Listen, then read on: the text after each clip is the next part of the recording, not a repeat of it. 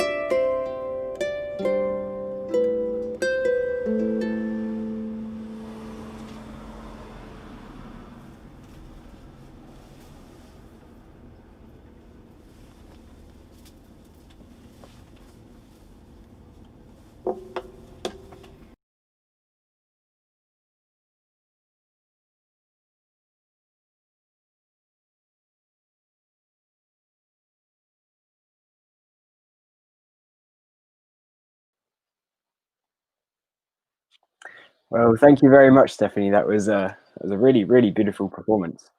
Really nice to have the water behind you and the view as well, and there was sort of a golden light, I think, coming down from the sun. Thank you to everyone who's been watching as well, and everyone who's been commenting. We'll be reading out your comments later on, so stay tuned. Um, Now, you might know that we have been experimenting over the last few months. Traditionally, One City, One Light, we do live events, we do live concerts, performances, that sort of thing. So with the lockdown, we've had to adapt slightly. Um, and this has been really good in some ways. I mean, the things that we have learned over this last month has been pretty incredible, really. Um, for one, we've learned how to live stream, and now we can do things like this where we have multiple different camera angles, guests from remote places. We can have harp performances. I don't know if you've seen Richard's live electronic performances, but these are all things that we've managed to learn over lockdown. So we're in some ways we're very appreciative. Um, Having said that, lockdown has now changed, and I think for us as a company, we're also going to be changing as well. Um, so with me tonight, I have Richard McLester, who is one of the artists at One City Light, One Light, and he's there with Stephanie. So Richard, how are you doing? Can you hear me? I can hear you very well, sir. Very, very good. What an amazing start to summer, eh? This is what it's all about. Yeah, I think for you and Stephanie to have that balcony, I think you're very lucky. Yeah, we are really, really lucky. Yeah, we are extremely lucky, to be honest. It's not really until you get things like lockdown and these kind of things that you kind of realize how important your locality is, really. And I feel like it's something that we didn't really appreciate maybe just a few months ago, but that's kind of all brought it back into reality. And you can kind of see that across like the whole of the UK. I mean, we've watched all these people come over the last couple of weeks down to the beach, and we've seen it. It's so busy down here. I mean, like literally, we don't think we've ever seen it this busy, do we? It's even a high summer, the last few years, the amount of people down here hasn't been as great, and it's been great, to be honest, because we've also been able to see like lots of families getting together and gathering outside, and it's really cool to see actually, like families and groups getting together and doing things together with people rather than kind of just congregating and maybe all going off and doing different things. So it's been fantastic, really, to see that. So certainly, there's definitely been a shift in the way people are kind of reacting and what they're doing. Yeah, I think that's that for me anyway. It's been something where something is taken away from you suddenly makes the thing that you don't have suddenly a lot more appealing, and I think people's perspective on the outside has changed considerably, and yeah, it's an interesting time now, and I think can you talk about maybe why today, the first day of summer, you decided to go outside other than the weather? Uh, Well, we've been super lucky with the weather. I wasn't expecting it to be this great tonight. But one of the reasons we wanted to go outside and to sort of celebrate the start of summer was certainly, since March we've been in this very draconian lockdown where we've all had to stay inside. And over the last couple of weeks, we started to see that kind of ease. And I know today, for the first time, people are allowed in groups of six, and people who are shielding, that they're being allowed to go out if they'd like to.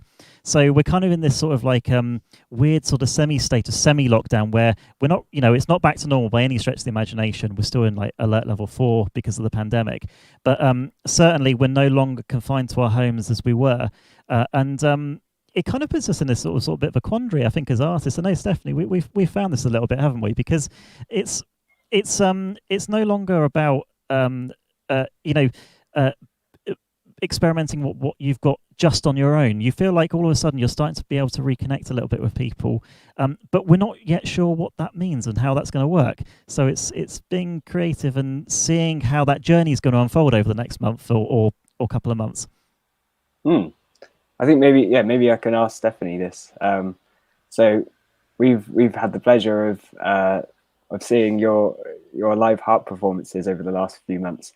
I was just wondering what your thoughts on maybe how lockdown is progressing and how that might start influencing your future performances a bit more. I have to admit, I've quite enjoyed lockdown because I've had loads of time to learn new music. And I've had these projects in my mind that I've wanted to do, but haven't had the time. And so a couple of the projects I want to do, I'm a big fan of the TV series Outlander, which I'm quite sure listeners are as well. And it's set in 18th century Scotland. And the costumes, and I love the soundtrack. And one of my things I wanted to do was tie in really well with the Celtic harp to learn a whole load of Scottish music from that era and make the costume to go with it.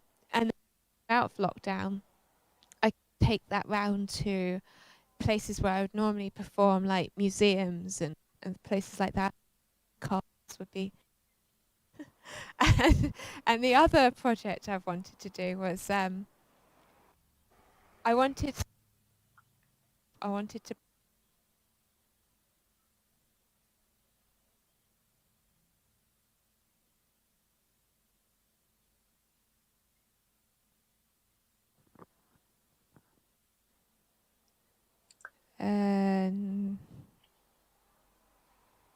so yeah, I want to make a Jane Austen costume so that I could go and play that, and then also take part in the Jane Austen parade in Bath one year with a couple of friends who are also as mad as I am.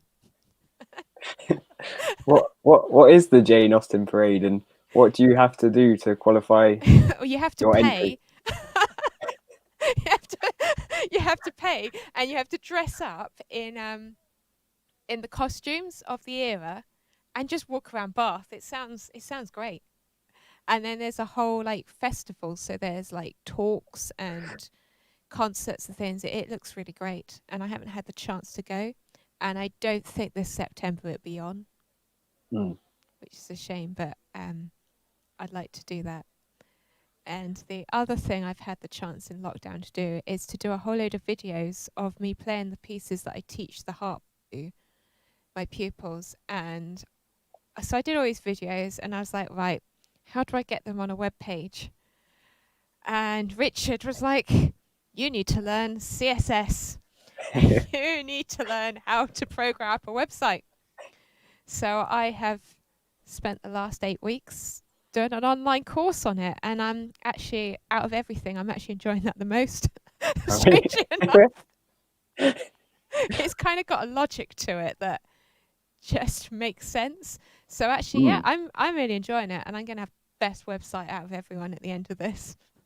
Yeah, I mean, as soon as it's up and ready, we will spread it to the world, I'm sure.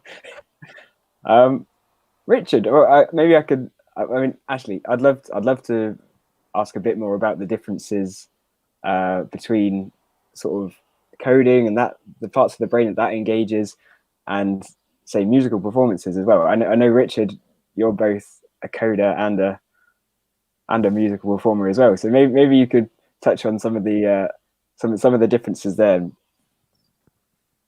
Sure, Sam. I think it's I tell you what, they are two kind of separate skills, because coding is like super logical, and sometimes you kind of have to do the super logical bit, and then you have to come away and also sometimes just free yourself up a little bit and say, do you know what, forget what's possible and let's just go with what you want to do. And I think that's what is really, really cool about what both of us have been doing the last couple of weeks, because I think I kind of like to. I think I like to know what's logical, and then I kind of like up on that.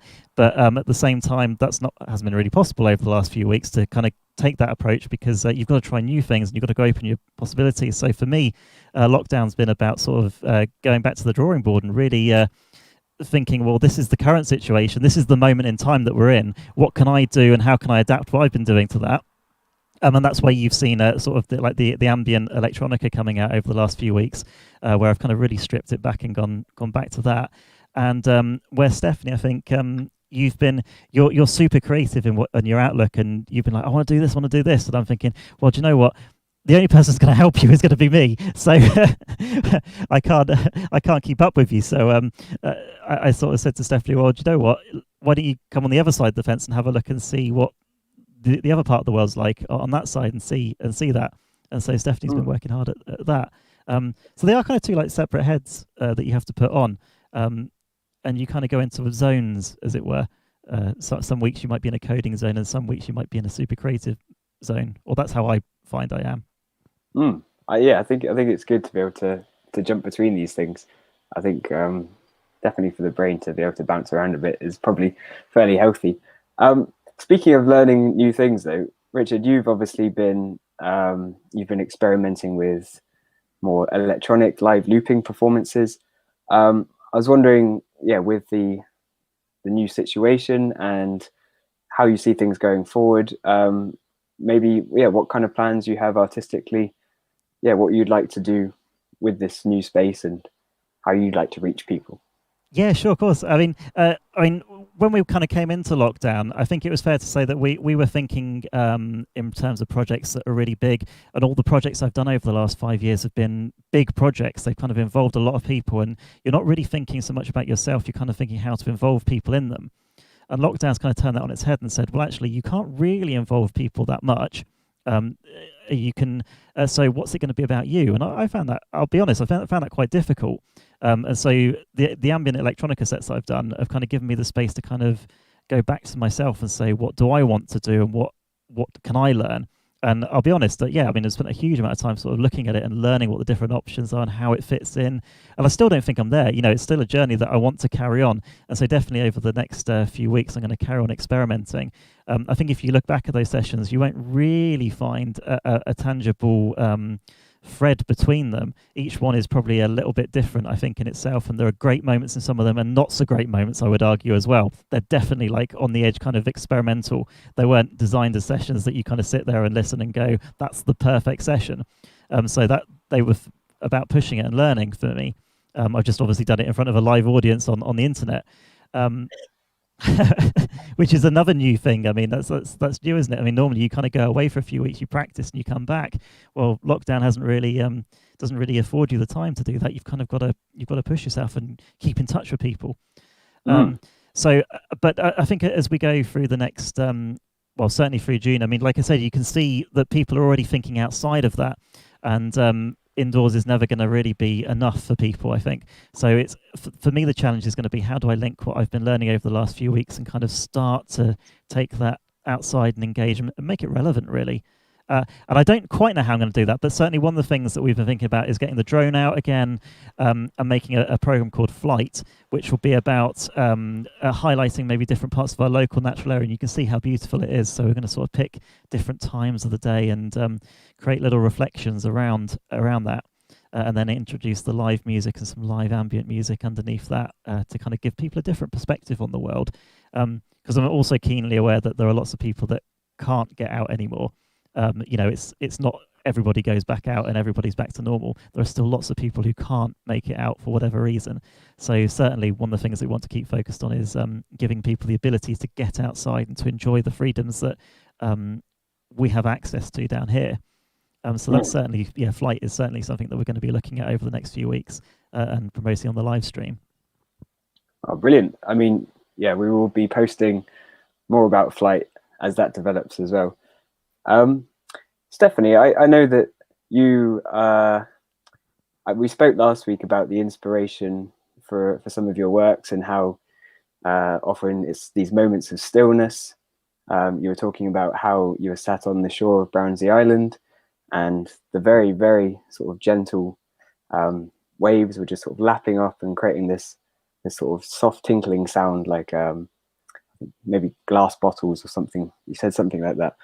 Something maybe a bit more peaceful, maybe. We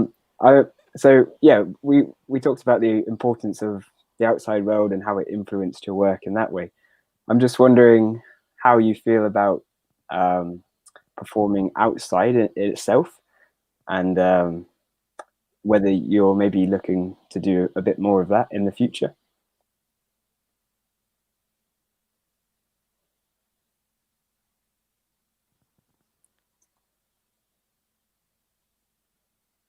Okay. I think we're having some technical issues with the microphone here. So Can you hear me now? oh, brilliant! We've got you back, Stephanie. Yay! We've got a spare microphone up here just in case. Yeah, I'd like to go back to some of the places that I've written music about. Maybe do like a little video of me playing there with my harp, because that'd be nice to put it into the context of where it was done, and also it'd be quite nice just to go for a walk sometimes in the evenings and just maybe write get some fresh inspiration, not necessarily take the harp out, but get some fresh inspiration for places to write music about. I think that would be really nice. I mean, I know, me personally, I know how nice Dorset is. I mean, just the view behind you there. I think, yeah, having worked in this area for so long and be able to experience places like that, I know that is an inspiration for me as well. And I think what me personally, I'd love to see you go back to some of these places that have inspired you. And I think that scene in my head of a harp, you maybe like a beautiful view, a cliff edge. Yeah. Some of those iconic Dorset locations. I think I personally would love to see that sort of performance in a location like that. That would be amazing. Yeah. Yeah. I might have till it's calmed down a bit once everyone's got over like we're free for everyone to. I mean, like, I can't blame people for like this weekend. I know lockdown hadn't officially eased properly and everyone's like, whoa, let's go to Dorset, and I understand why, but maybe we can bring Dorset to them through videos. I think so, yeah. If we can keep everyone safe and let them still access the beauty, I think that would be good. Richard, are you? Can I ask you, sort of, this idea of connecting the outdoors with musical performances? How do you think about how music helps people experience certain locations and how it can help them? Say, if you did a performance in a natural location, how the music might help them experience that place in a different light. Yeah, definitely. I think we about this actually last week, because one of the things that we've been doing is thinking about how we connect and bring everything together, and we decided that both of us, actually, what we really wanted to do was to kind of create these moments that people can kind of go into and get lost in. And I feel like that's something you definitely do with the harp. I mean, it's amazing. You kind of, in the setting, it adds that kind of immersiveness to it, and you can go into the harp, can't you? And you can really feel the performance. And that's something I'd also like to do, with the electronic music and the ambience that we can create there with that. So we've got something that appeals maybe to both sides, both people. So people who love Celtic and people who love the original, like the medieval music, have got something, and then the people that like the modern sort of tech stuff, there's something for them as well.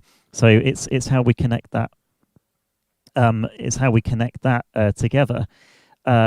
And that's but you're absolutely right. It's so key to put what you're doing into a location, then ask people to come into that world just for maybe 15-20 minutes of their time, because I don't know if you remember how it was before lockdown, but everyone's rushing around. There was so little time, it felt to me, that we really had, and lockdown's given us this kind of space to kind of stop for a little bit. And I'm sure we'll go back to the rolling momentum that we had before, but it would be lovely just to sort of hang on to that and to reconnect in moments, just by going into these spaces that we can do. And I should say, Sam, actually, one of the things that we've been doing over the last sort of a few days is then trying to reorganize our YouTube page so that we can twist around and to present that. So I know you played a big role in this as well, but it'd be good to get people's thoughts on that, really, and how we're starting to present that. This idea of moments, and that they can enter into those moments and then choose the moment they'd like to, and capture those moments. Yeah, I think that idea of moments is really strong. We had a few comments tonight.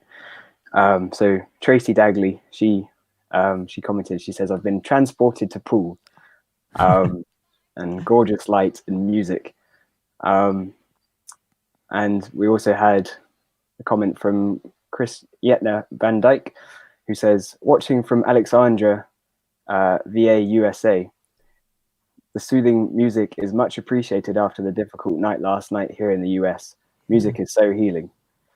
So I think, yeah, just to be able to provide those moments of, I guess, stillness or something that people don't have by themselves. I think to be able to provide that and allow people to enter into those moments, and I think is really nice. We also had David Pickett, who said, "Beautiful music in a beautiful setting. Harbour and the balcony plants add so much visual ambience." So again, I think it's, yeah, people I think are liking the outdoor setting as well, which is good. I'm going to say thank you very much to everyone who's commented and watched tonight's live stream. Thank you to Richard and Stephanie for joining us and speaking about your ideas for the upcoming summer. And thank you again, Stephanie, very much for doing such a beautiful performance. So yes, thanks again to everyone who tuned in tonight. Tomorrow we're going to have another performance from Stephanie from the balcony. So if you want a nice moment of stillness with a beautiful view while the weather still lasts, then make sure to tune in tomorrow at 6:30 p.m. Until then, have a lovely evening. Enjoy the rest of the day, and yeah, see you soon.